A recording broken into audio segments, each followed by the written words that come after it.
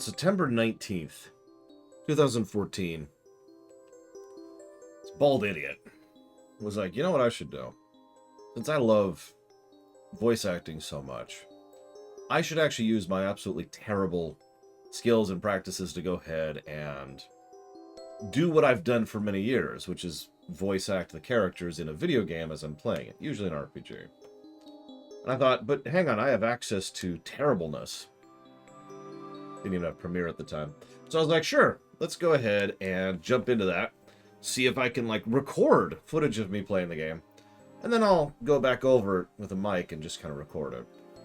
And thus was the very first episode of the Lorewalker Theater born. With exactly one voice actor. Me. It had terrible production quality, pretty much across the board. There was no star curtain, like this thing you've seen up here. There was no quality in terms of the picture. It was, in fact, not even capturing at the right frame rate. It was actually literally just capturing off of my Wii, playing the actual GameCube copy of the game. So, anti-alias to hell, and wrong frame rate, and a couple other problems, too. There was no real editing to speak of. It was literally just me watching the video. So I would sit record, and then I'd rewatch it with the mic open, and I'd just voice along as I went. One take, and then one take, and that was it. It's actually funny, because in hindsight, that took, I don't want to say low effort, because it was actually a lot of effort, but it was low time, because it was just one take each time. Just, alright. Right about the time I got to the third episode, I started running into some issues. I mentioned, as almost as an aside, that I was doing it, because not everyone had even noticed the fact that it was going live. This is back when I was even smaller on YouTube than I currently am, if you could even believe that. So, several people expressed an interest in actually getting involved, also sharing their voices and doing it, including a couple of people that I want to mention specifically. Random, Bragwin, and Zed Slayer. I don't know if any of them are here today or are going to be seeing any of this today, but I just wanted to shout out those three in particular, because I just got an email. Because those three have actually been with us in the theater since the very beginning, and have voiced in every single theater from the very beginning, going all the way back to Paper Mario 2. Including this one. They also have lines today. Just funny to think about. So it kind of expanded, and and a lot of people were interested, and I started figuring out how to take individual lines and plop them in at the right time. I figured out things about timing, about how video games render text, about how to actually properly edit scenes together. I figured out how to slice scenes together. I figured out a little bit of something that'll be very important today. And it was just kind of a learning experience. And a lot of people were excited about it, including me. It was a very fun process. So I said, well, I obviously want to do another theater, but this time, from the beginning, I want to have a lot of other people involved. This led to the terrible, terrible decision to go ahead and make the second theater I ever do, Final Fantasy IX, a game with an absolutely colossal amount of text in it. That took us 4 years. We did it! Yeah, one eternity later. After that, though, it was like, alright, well, I want to keep people interested, and I want to make sure it's a game they want to do, but I also want to push myself in terms of my side of things. So my next big goal was Undertale. Now, we've talked about this a little bit before. Undertale was a bit of a performance art thing, you notice that keeps coming up, because I had to kind of do Frisk's characterization without a single bit of dialogue. And also, Undertale was insane to plan. I actually had to plan out virtually everything that the Undertale run would be before I even picked up the game, due to the nature of what kind of a game that is. No problem, right? What do we do next? Well, I knew exactly what I wanted to do next in concept. I wanted it to be a SNES or an NES game, both actually involve the same technical side of things. I wanted it to be a game that has almost no innate dialogue within the game. And I wanted it to be a game that I knew inside and out. A game that I could really push that performance thing I kept mentioning. We actually bounced around a bunch of ideas, and honestly, I was most leaning towards Mega Man for the longest time. But eventually, after several long discussions with my sister, we ended up leaning towards Legend of Zelda: A Link to the Past. A game I know so well, I could probably literally recite for you every chest's location in the game from memory. So, sure. Oh, there's one of them. There's Random. Hi, Random. One of our OGs, I suppose, is what we are calling those. Why is it OG? Isn't it supposed to stand for original? Anyways. So, yeah. LTTP. Sure. Now, let me go ahead and start. I just realized I actually meant to start in a different direction here. Original gangster. Oh, okay. Well, Random, I'm afraid you're a gangster. There will be no intermission, I'm afraid, Jay Palmer. Sorry. Yeah, let's switch back down to the Zelda playlist here, since that's actually what we're on. Although, actually, you know what I could do? Oh, I don't have it here. That means it's up here. Yep, there it is.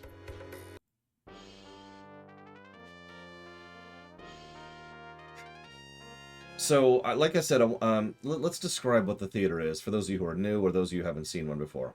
First of all, please go watch the other theaters. I know that sounds like such a selfish request, and it kind of is, but a lot of people put a lot of work over a lot of years into making the Lorewalker theaters what they are.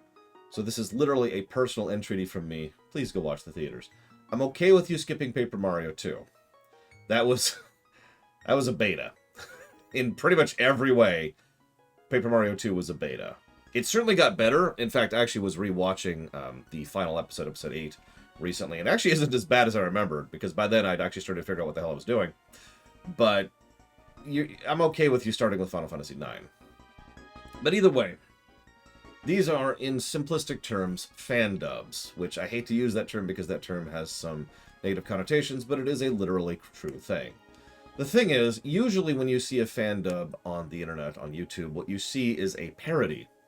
And usually they do editing tricks and what I can only refer to as memeing, meme-tasticking, meme-crushing, meme. Help me out, Mr. Red. What is it called when you do that kind of meme editing? Because there is actually a style of editing, which is just that. Some of you probably know what I'm talking about. YouTube camera just kind of shakes around, lots of zoom ins and zoom outs. Lots of loud noises, you know. It is a style of editing, which I admittedly don't care for, and is very much not my style. And if you've seen several fan dubs out, you see that that's exactly the style they do it in.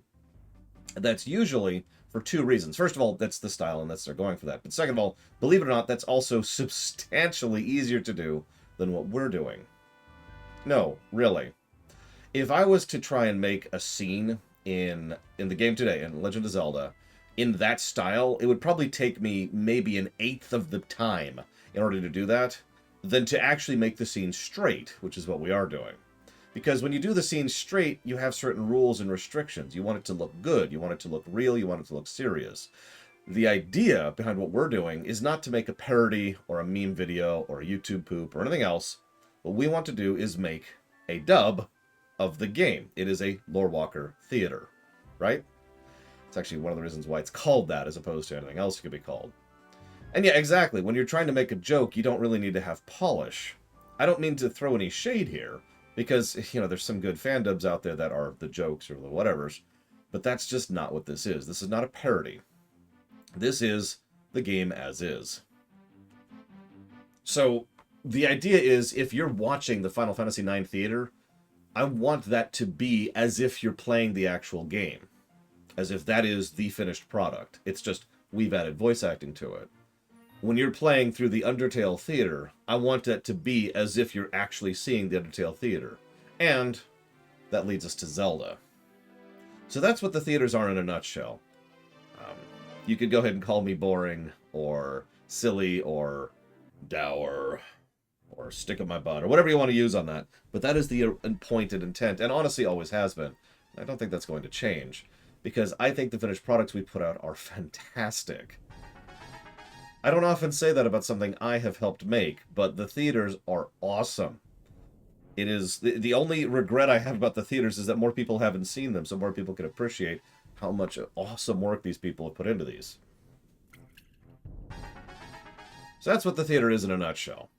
Now, I already kind of gave a brief history of the theater, but what I haven't talked about yet is why I wanted so much to do a SNES or a NES game with so little dialogue and the performance thing. Those 3 points were my goals for this particular theater.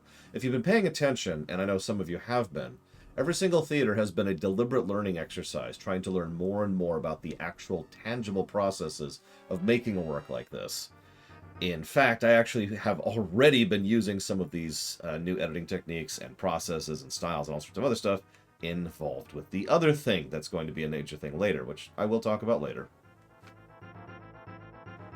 So, first of all, the easiest one to answer, the SNES or the NES thing. Technical issues. Capturing certain types of programs under certain circumstances with certain provisos was something I wanted to figure out how to do. That's really all there is to that. I'm not going to bore you, but there's a whole list of things that is different about recording, say, a SNES game than recording Final Fantasy IX. Final Fantasy IX, if I make a mistake, so let me run you through this here. Let me give you one example of this. If I'm going through... Exactly, Muad'Dib. You get it. I hope you like your finished product, by the way, Muad'Dib. I'm really happy with it. So if you're... if I'm doing a scene in FF9 and I screw up, that's okay. I'll just be able to go back a couple of screens to the previous scene. So, let me walk this back a little bit. Final Fantasy IX is a cell-based video game. This is something I've never actually talked about before, because it usually doesn't matter for the review purposes. But for theater purposes, it matters quite a bit. If I have... so what I mean by that is, you're walking on the screen, you leave the screen to the next part of the dungeon. There's a fade to black, and a fade in, and you're on the new screen. That's what I mean by cell. That is one individual cell back here, is that previous screen. And because of the way it does its transitions, editing between those is a joke. And in fact, I actually came up with even more efficient, like, you could just do a straight-up transition, but actually I came up with even more ways to do those kind of transitions easily and effortlessly over the course of doing that. So, if I make a mistake up here, or get an encounter I'm not supposed to, or get an item I'm not supposed to, I can literally just go back 2 screens, pause a second, and then keep going as if it was the first time I was doing it. I can more or less literally rewind the clock. If I make a huge mistake, that's easy, because I'm making saves constantly, so I just go back to the previous save. But in a SNES or a NES game, the hardware doesn't work quite that way, and something like LTTP isn't actually a cellular-based game. Once you enter a dungeon, that whole dungeon is one cell. And I know what you're thinking, well, what about the transition when you go up or down the staircase? Well, that transition is extraordinarily difficult to edit between. It's not a clean-cut fade and then fade in. It's actually got this whole cross thing. I'm not going to bore you with it, but it's different. Just trust me when I say that it's different. So I can't just use stair transitions to do that. Also, some dungeons don't even have stair transitions. Or if they do, they have them way back there. I can't just go back 2 rooms to fix it. So, I wanted to solve some of the technical issues with recording a game where essentially the takes I have to make are substantially larger, and I can't safely save regularly. I did solve all those things, of course. Yeah, exactly, Muad'Dib. No, it's so much harder to move through and move around. I did solve all those issues. It was actually a fascinating puzzle and challenge to do so, and it had to do with very creative usage of save states because of how the system works, but again, I'm not going to bore you with the details. Point is, that technical hurdle was overcome and destroyed. Boom.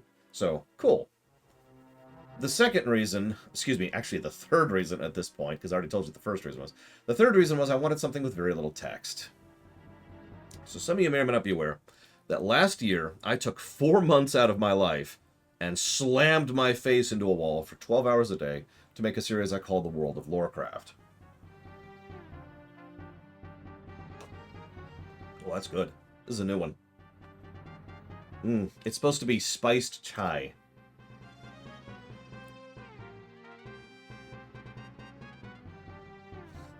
No, that is good. Thank you, Chaotic Danny. The World of Lorecraft is one of those other things I'm actually proud of. It's not a big list. But one of the things that doing the World of Lorecraft taught me was that I'm a good writer. And I know that sounds so arrogant, but let me phrase that correctly. I've been a good writer for years. But one of the things I suffer from, I know this is suffer from, listen to me. I don't have a lot of self-confidence. I don't generally have a lot of confidence. I don't know what else to call it. I look at something I make and it's crap, right? I'm sure some of you actually understand what I mean by this. That nothing I put out could ever possibly be on a level of quality. That at best, anything I do could be acceptable. And that's it, right? I mean, if a boss fight shows up, what you're going to see is me trying to defeat myself, because that's just how it works. So the self-confidence thing has been a problem for years, and my sister has spent the better part of about 8 years now trying to beat that lack of self-confidence out of me. Unfortunately, being a stubborn, stupid idiot that I am, the only way I can ever actually have confidence in something I do is to be proven to be good at it. Now, that being said, the World of Warcraft series taught me that I actually am a good writer, because I was able to write. I was able to... Now, there's writing, and then there's nuance in writing. There's usage of sentence structure. There's usage of specific cadence of vowels and consonants, so you have a rhythm and a meter and a beat to how the dialogue is voiced. And I was really happy with how the Warcraft series was coming out, and I love how it sounds when I actually voice the darn thing. And so I was like, hey, maybe I actually am a writer who's worth a damn. Barely, maybe, acceptably. So what I wanted to do, and you already know where this is going, especially if you've been following this at all, is I wanted to write a theater. Now, you're right, Kitsune Baba. You're absolutely right. I guarantee you I could point out every single flaw in the previous theaters. All of them. In fact, I've been noticing the flaws in the Lorecraft because like every now and again I stumble. It's very, very occasional, but I notice it and I'm like, ah, God! Nobody else notices.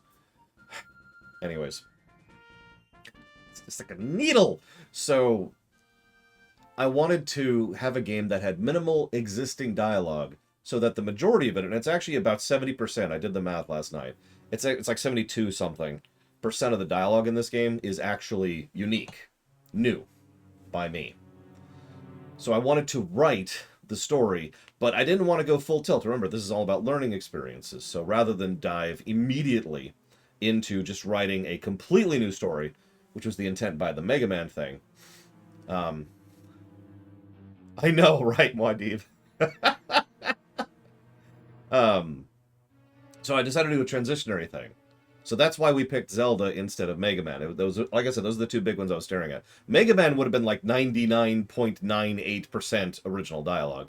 This is 72%. It's a little bit more reasonable, because there is existing dialogue within the game. I rewrote it a couple of times, but let's ignore that. So that's why I'm more nervous about today's theater than I have been for any previous theater. Because you're about to see me try to do several things simultaneously, and it's all going to suck, and I know it's all going to suck, and then I'm going to feel terrible. I'm going to walk out and, you know, eat worms. One of the things I wanted to do was I wanted to have multiple concurrent storylines, and I wanted a consistent theme, and I wanted a consistent pace. I wanted all of these at the same time. So, I know I just mentioned how this isn't supposed to be a parody, but you may or may not notice there's more lighthearted stuff, and you may or may not notice there's actually some legitimate jokes in the first, say, about third of the game. Maybe quarter of the game. That's on purpose. The idea is Luke's adventure... Luke? Wow. I've got Star Wars on the brain. What do you want? I've been streaming Tor for weeks now. Link's, that is to say Lore's, adventure starts off as exactly that, right? It's an adventure. He's just going out and seeing what he can do, and everything's fine. And as he's going out and doing this, you know, he's not really encountering anything particularly bad. And I don't want to spoil too much, but let's just say that the first two dungeons... Let me walk this back. The first dungeon, he's going to be encountering people who are straight up helping him. Just actively helping him. The second dungeon, it's a little bit more mixed. The third dungeon is when people start to antagonize him, as in trying to actually stop him. Then we have a bit of a transitionary period where we go through Hyrule Castle, which I don't want to spoil just yet. And then we get to the Dark World, where everything will now be against him. The moment we hit the Dark World, the jokes stop.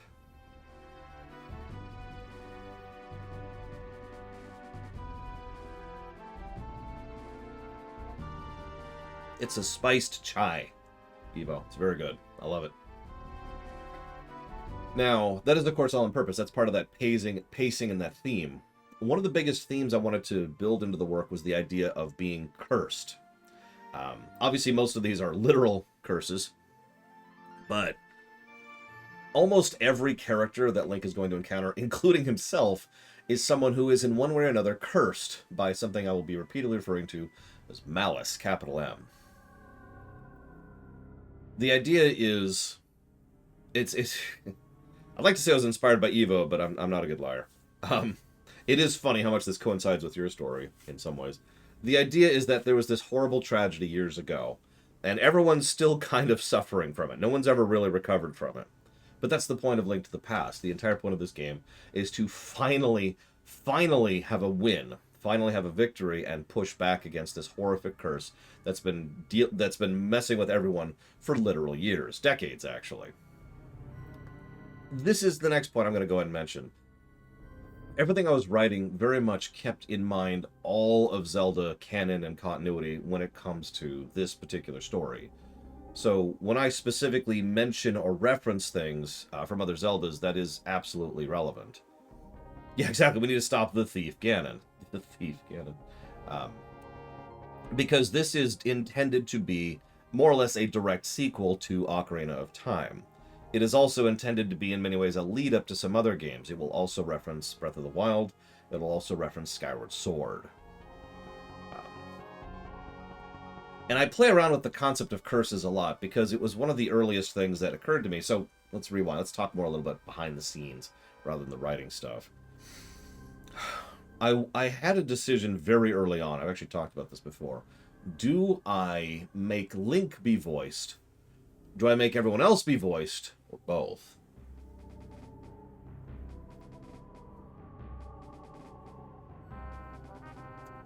Now, a lot of people suggested making Link have a voice and have him talk, probably mostly to himself, as he's going throughout the game. It was actually the obvious choice. In fact, even to this day, I would say, if I had done that, it would probably have been a substantially easier production cycle than what I did. I decided against it, though, for a couple of reasons. First, I like the idea of Link just continuing to be silent. Second of all, I like the joke that I voice Link, so once again, I do no lines in this. Although, actually, there is literally one line by me in this game. Points if you notice it. You probably won't. I didn't even credit it to me. It's just something that was kind of thrown in at the last second. Completely ad-libbed. But the final reason was, how many of you have seen my roleplay videos? I haven't done any in years, so I don't blame you if you haven't.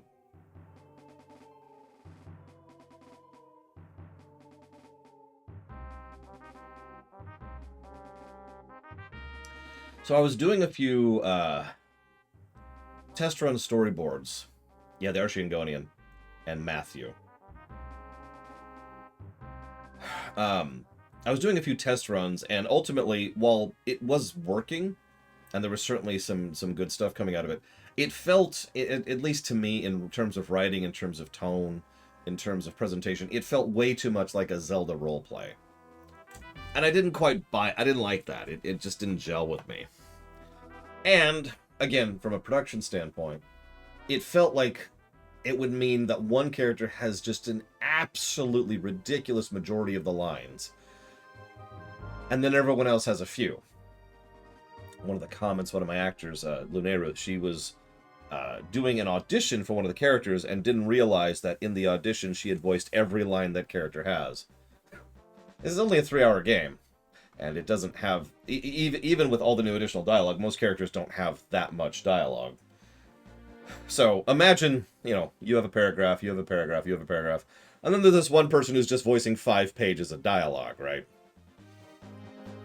So, the roleplay reason, the disparity reason, the joke reason, and the Link reason. So I decided Link would not speak. Well, that left me with figuring out who would speak, because I've actually got a lot of options on that front. I realized pretty early on that having every monster have a line or a dialogue is something I could do, but would be tedious and would let's just say it would inflate the cast size to a ludicrous amount, and the overwhelming majority of that cast would literally have one line.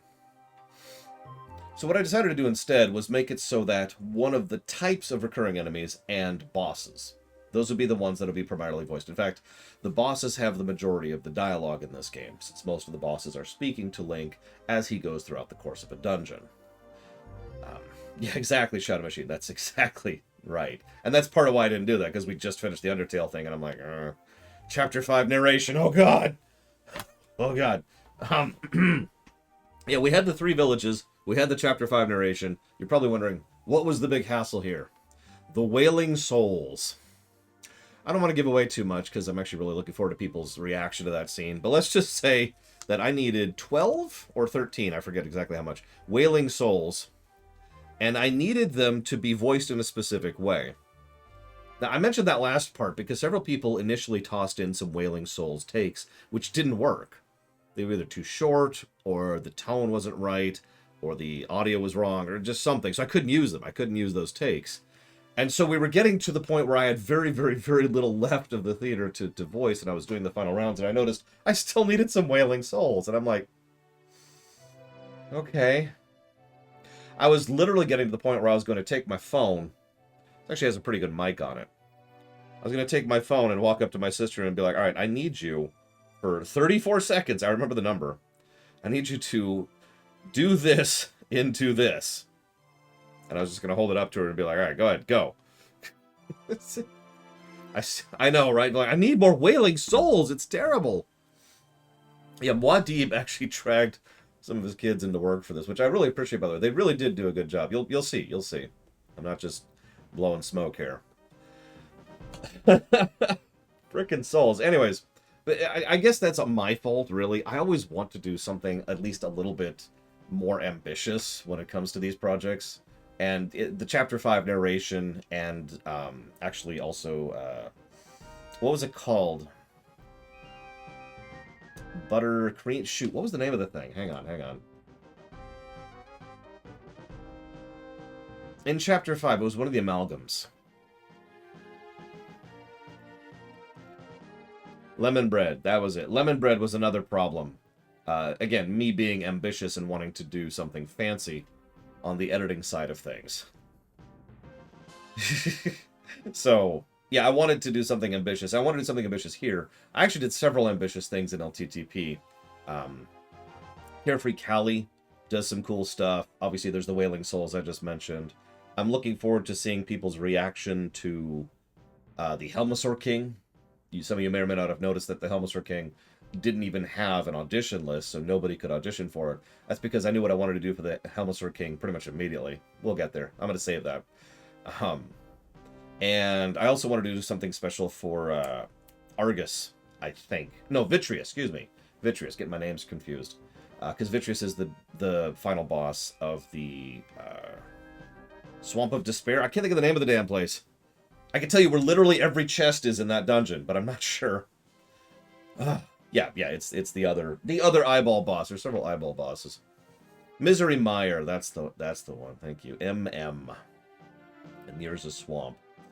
Yeah, no, I'm really looking forward to seeing some people's reactions to it. I think a lot of it turned out extremely well.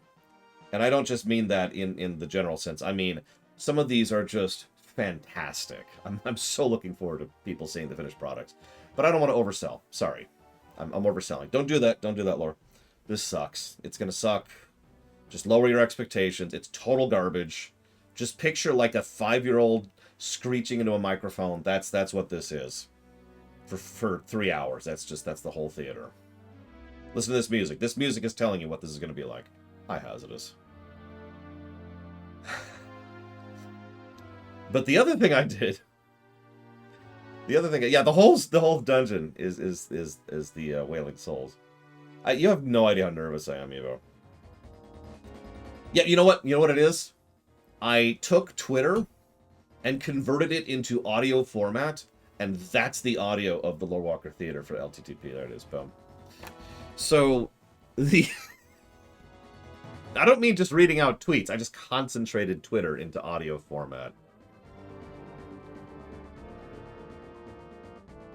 Have I gotten upset? Actually, I slipped in.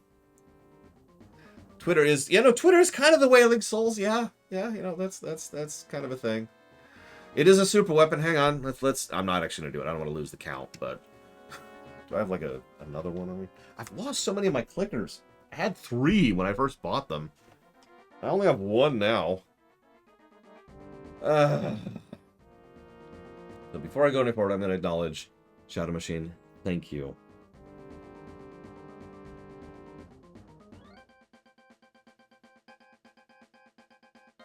As Zelda boss music plays. This is Shadow Machine's theme song right here.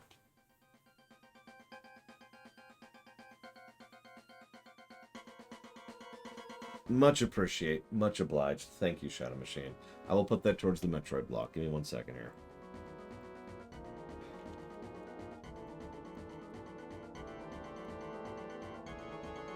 Oh, awesome, Emperor Blair.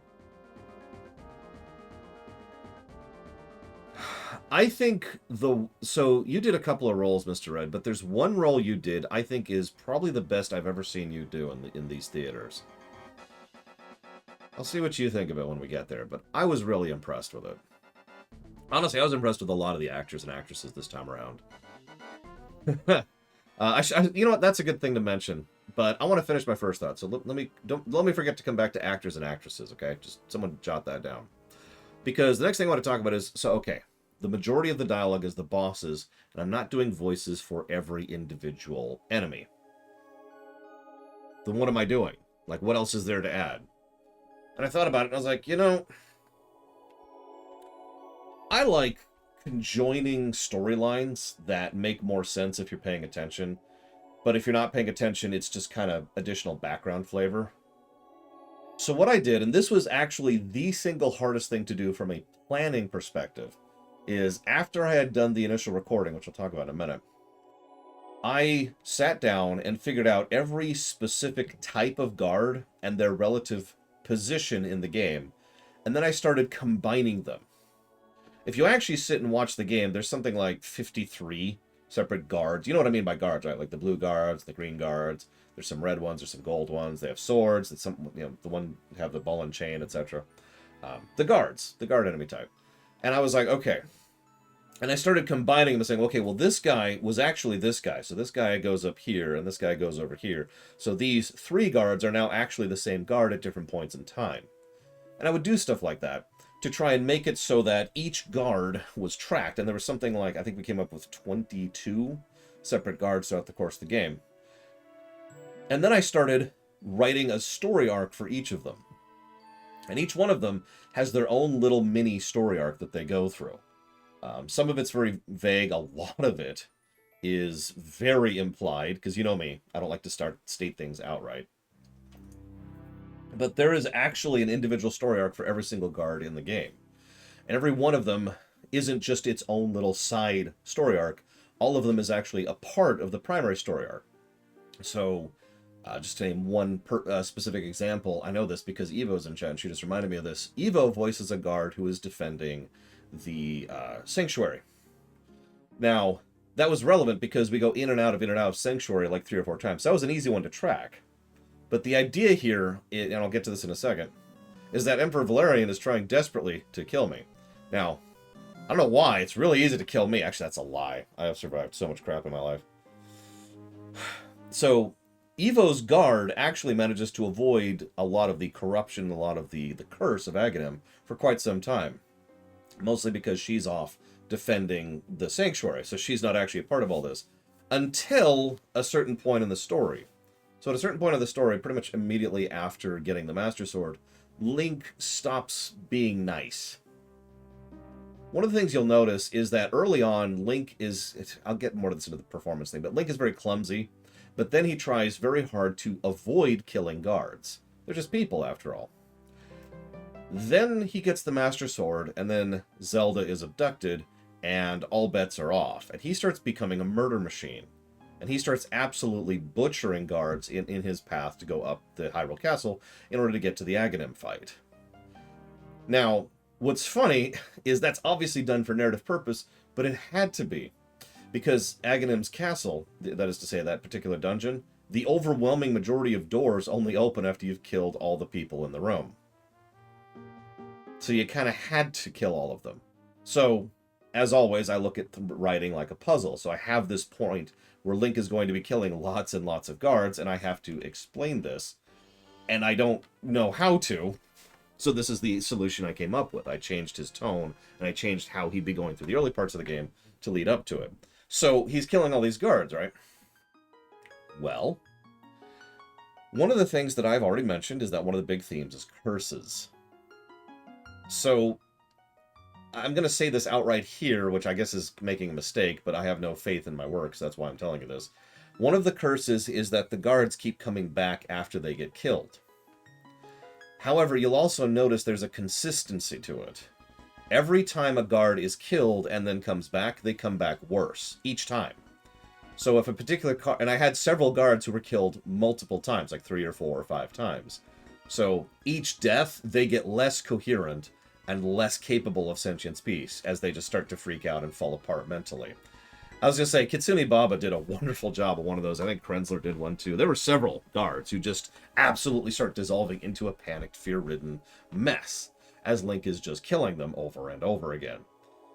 Now, what's funny is that makes perfect sense even if you ignore the whole curse thing. Because, right, I mean, I feel like dying and then being ripped up and dying and being ripped up probably wouldn't be very good on your mental health in general.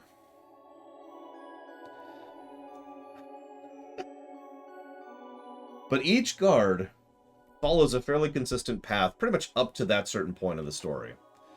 And Jesus Christ, Florian.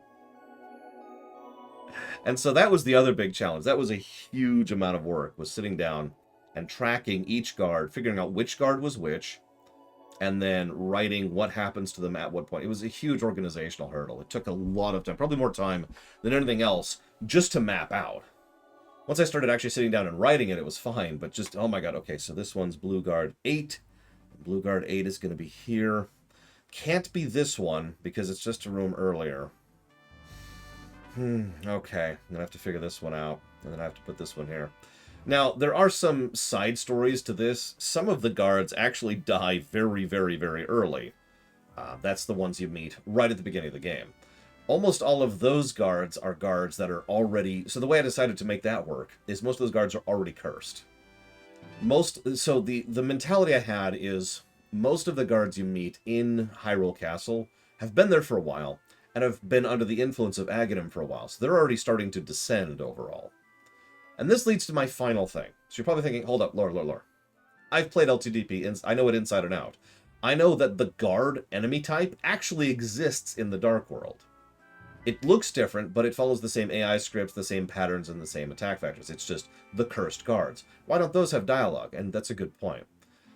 What I decided was that any enemy, any guard, any person, in other words, who gets sufficiently cursed loses their ability to speak entirely. So what's going to happen is you're going to have a section with a ton of dialogue as you're going up through Hyrule Castle, as all the guards are being mass butchered, making them get worse and worse and worse and worse, until we get cast into the Dark World, and then you're going to have a section with no voice acting. Because none of them can talk. Because, yeah, the Dark World... I had some fun. I'm actually deliberately not talking about the Dark World. I want to save at least a few things for when you watch it, but I'm pretty happy with how the Dark World went. Now I'm going to acknowledge Valerian here. Thank you so much, Valerian.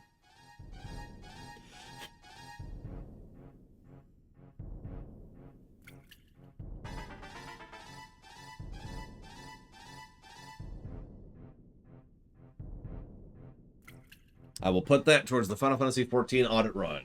You got it. Yeah, sinister bowing.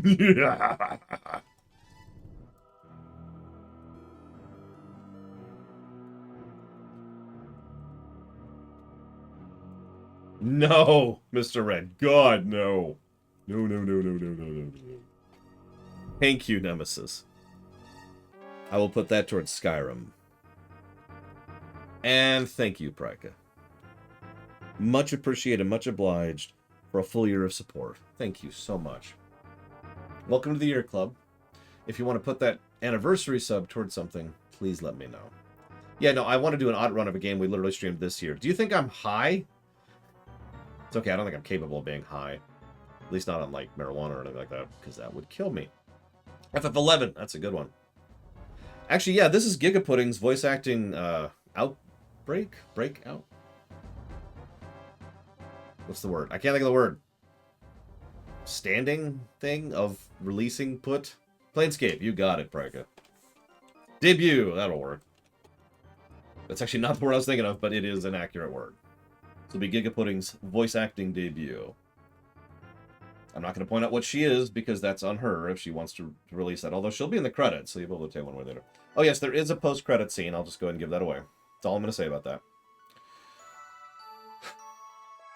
Actors and actresses. So, let's rewind time historically for a moment. Back in Paper Mario 2, I actually had a really horrible thing. I had 2 voice actresses. I had Zed Slayer, and I had Bragwin. Now, spoilers, there's more than 2 female roles in Paper Mario 2. So, an inordinate number of those roles were actually done by me.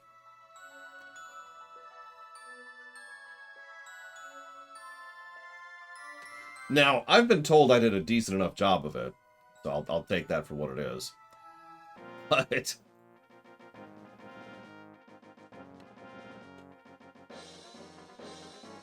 one second. I need to send an invite. I need to pause everything to send an invite right now. Let's see. Just grab this. Pull up this. Find Gigapudding. There's Gigapudding. There you go. You're invited. Anyway, so yeah. So the problem I was running into is I just didn't have that many actresses. This is a problem that actually followed me into Final Fantasy IX initially. Some of you probably don't remember this, but when we first started FF9, we had a lot of people who were interested in the roles, and very, very, very few of them were reliable. We ended up ejecting a fairly large number of actors and actresses, and some of them just vanished, some of them never got back to me. It was a problem. And so I actually lost several actresses, specifically, and that became an issue. Now, the FF9 theater took so long, and had that huge pause period after Chapter 4, which I talked about before, that we actually got a whole bunch of new actresses, and so that led us into Undertale. In Undertale, I had a weird problem. It's not actually a problem. I guess I should say, what I should say is that problem went away, because all of a sudden I had tons of actresses to work with. So, no worries, no problems. But that actually gave me a new problem. Because then we got to Zelda.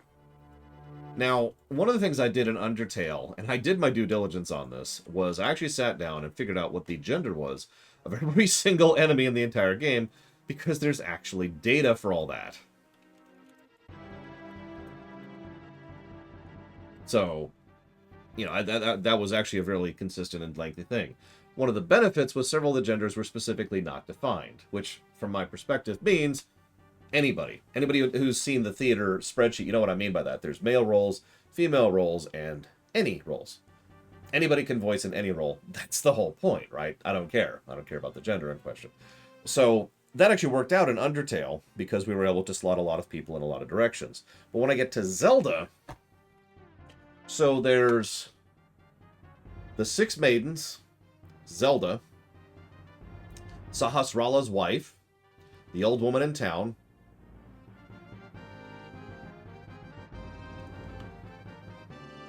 and that's it.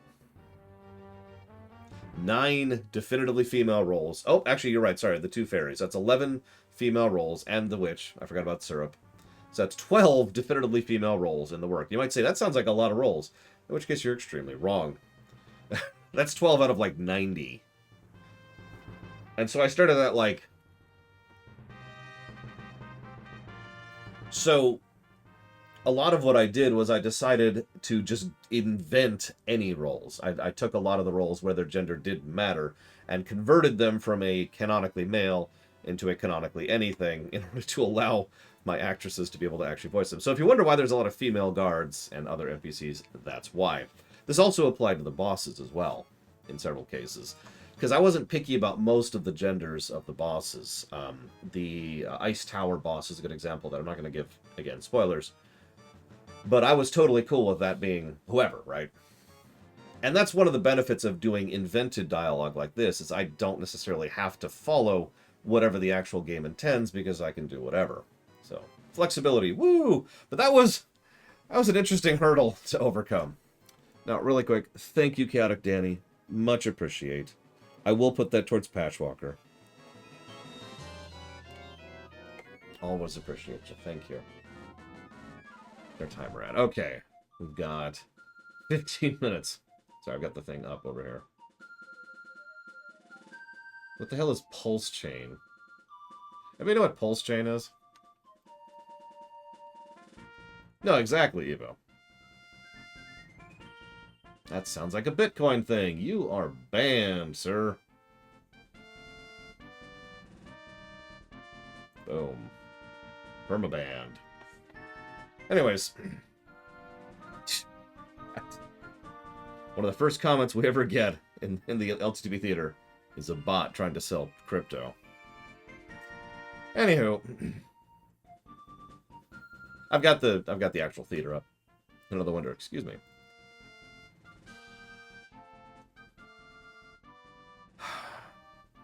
I should play Miss Meows? I mean, Lord knows I've done Miss Meows before. Anyways, I do have a couple other things I want to talk about. We talked about the actors and actresses thing, the Wailing Souls, the recurring history. I want to talk about performance acting. So, in FF9, there wasn't really a lot of performance acting. There was a very small amount. It was basically precision usage of cheats to make combat go a certain way. Anybody who watched the FF9 theater, you know exactly what I'm talking about. But that's it. That was extraordinarily easy to do. And thank you, Zetslayer. There's our other OG. Let's see if Bragwin shows up, we'll have all three of them. I put that towards the Urquan Masters. Thank you, Zetslayer. Great, Mr. Red. So, as I was saying, FF9, there wasn't a lot to do, you know, from a performance perspective, other than to make the combat go a certain way. Very, very easy to do. Undertale, of course, was a thing, because I had to do it in one take, but actually, if I'm being honest, it wasn't that hard. It was mostly just extremely strenuous, because it was middling difficulty, but I couldn't make any mistakes. Every mistake I made had to be deliberate, in other words, and we talked about this during that actual theater. Which leads me to Zelda. This is by far the hardest performance art, the recording side of things, I've ever done. I'm looking forward to seeing your guys' reaction to it, because pretty much every movement, every encounter, every room, every boss has been mentally scripted out by me to go in a certain way. Now again, I know this game inside and out, so I can do something like that. But if you'll also remember, I kind of had to do it in one take, or else I'd have to redo the entire dungeon from scratch. Some of you who are in the Discord, you actually remember that when I was going through Ganon's Tower, the last dungeon, I had to just keep doing Ganon's Tower over and over and over, because it had to go a certain way. It's very long, and it's actually hard. Anybody who's played LTTP, you know this. Ganon's Tower does not screw around. Even knowing where everything is and what everything to do and all that fun stuff, that place will beat the snot out of you. So... So that, yeah, I had to just start over the tower several times because I either died or I screwed up or a certain room didn't go the right way or whatever. So with, I think, like 2 exceptions, anytime you see me get hit or hurt or screw up or on the verge of death or narrowly avoid something or, you know, start berserker attacking, it's actually all deliberate. It's all intended to try and showcase Link's mentality at the time, because that's something I've been getting more and more interested in the last few years. I like visual storytelling in animation, right? I think probably the thing that really got me into this was Doom 4 several years ago. But I've seen this a lot ever since. A recent example is Metroid Dread, a game that manages to do a huge amount of characterization for Samus Aran, despite the fact that she only has like 1 line of dialogue in the entire game. So I really wanted Link to be a character, and I wanted there to be a visible arc throughout the course of his story. And I wanted you to be able to divine his mindset or his presentation or where he's at or how he's dealing with things at any given point in time just by virtue of watching the game. That being said, my sister was making fun of me for this. I might be a little bit too subtle at times. because again, I know this game inside and out, and so if I go into a specific room, walk up there, look at it, and then leave, it's because I know exactly what's in that chest.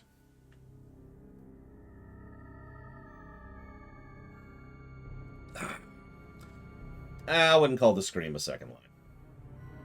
You've pulled it technically. You know what that means? Shut up and there we go. All right. Killed 2 viewers today. This is great. Hey, Eremos. So, getting down to 10-minute line here.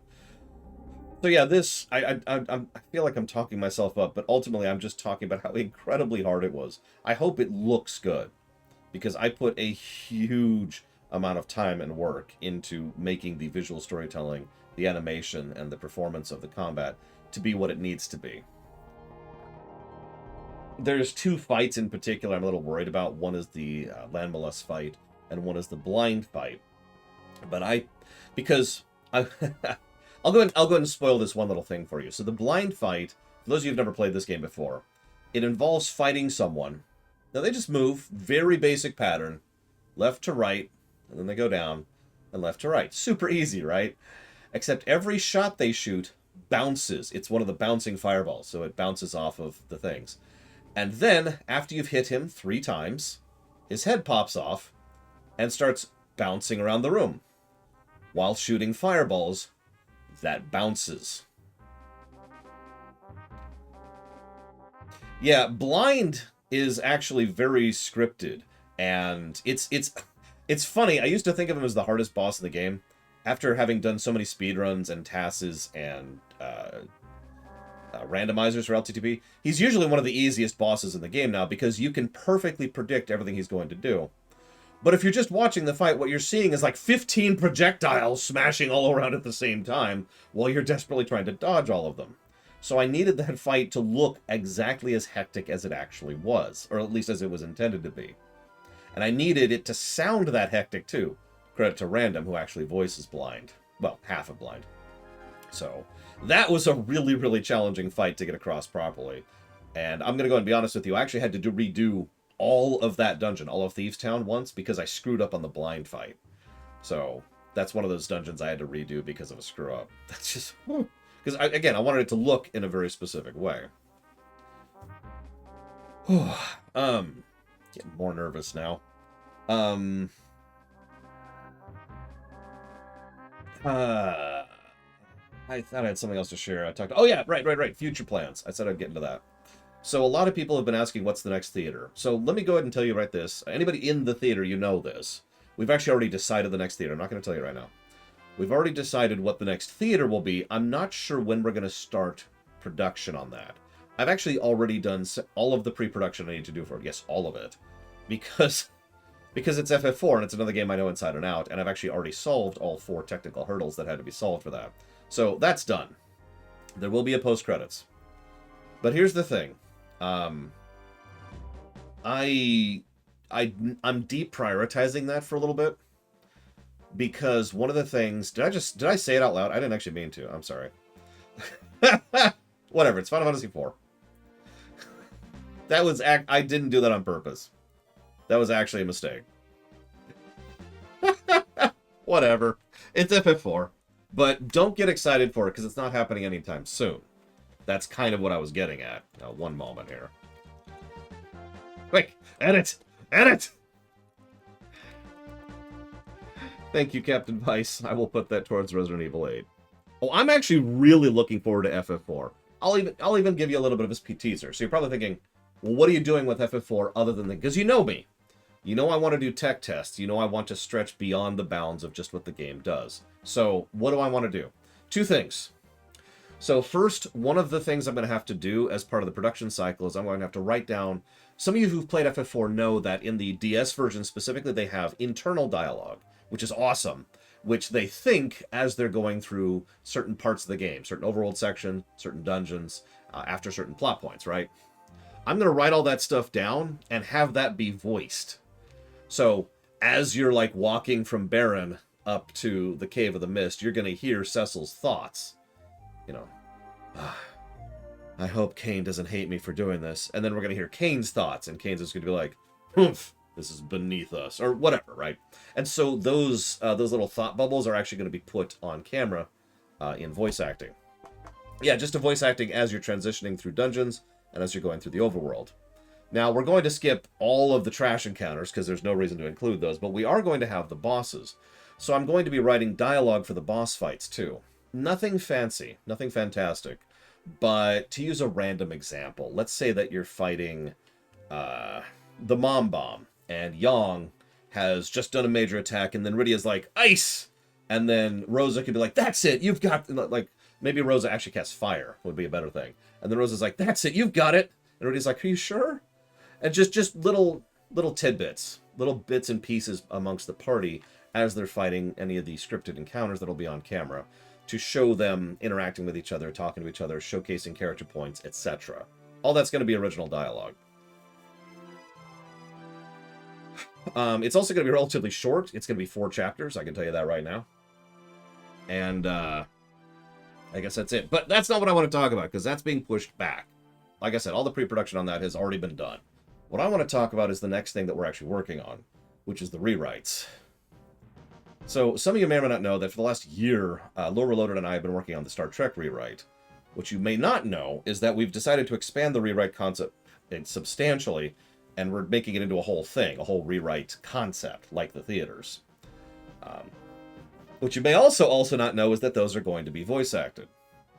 So rather than focus the theater team, all the acting talent, on the theater for a little bit, we're going to focus it on the rewrites, because honestly, the rewrites have taken too much of a back seat for the last, 9 months as I've been trying to get caught up on streaming. So we're going to push rewrites to the front of the queue, so to speak. And that's going to be one of my biggest priorities. It's what I've been working on all week in my spare time. In fact, this morning I finally solved my Inarius problem, so that's cool. And so now I actually just have to sit down and actually script the Diablo rewrite, and at that point I'll go ahead and put out a cast list, as well as start putting together the individual lines and all that fun stuff.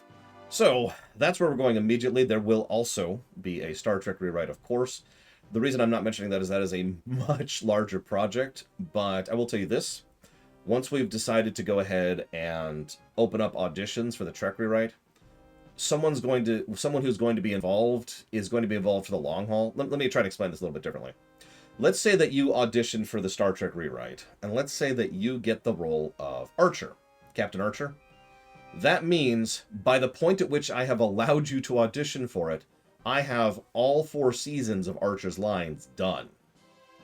So when you sit down and voice Archer, you will have all of it right there in one big bundle. Make sense? So be aware, the Trek rewrite is going to be a lot more voice acting than most of the other projects we've done since FF9, really. Nevertheless, there will be a lot of roles down the line. So even though there's only 10 roles in FF10, in Enterprise, there will also be roles in TOS. There will be roles in TNG. There will be roles in DS9. There will be roles in Voyager, and there will be roles in the movies. So there's actually a lot of Trek roles. It's just we're not releasing opening auditions until all of their lines are done. So that's what's next. That's where we're going in the future. I guess I had one last thing here to say. I want to keep doing theaters. I just like doing this. I hope everyone else likes doing this too and likes seeing the finished product. But regardless of that, I do intend to do the FF4 theater, and there are some ideas I have for other theaters in the future. So hopefully it'll continue to be something that will be fun and awesome and enjoyable. And for now, I'm going to go ahead and chop this off. But before I do so, I'm going to go ahead and link this into chat, as we're getting close to the cut down time when the terrible, terrible music is going to be playing. So, I will see you all in a bit. Oh, and for those of you who don't know, sorry, I should mention this. For those of you who don't know, I will be in chat giving director's commentary as we go through the LTP theater, as I have for each previous theater. So,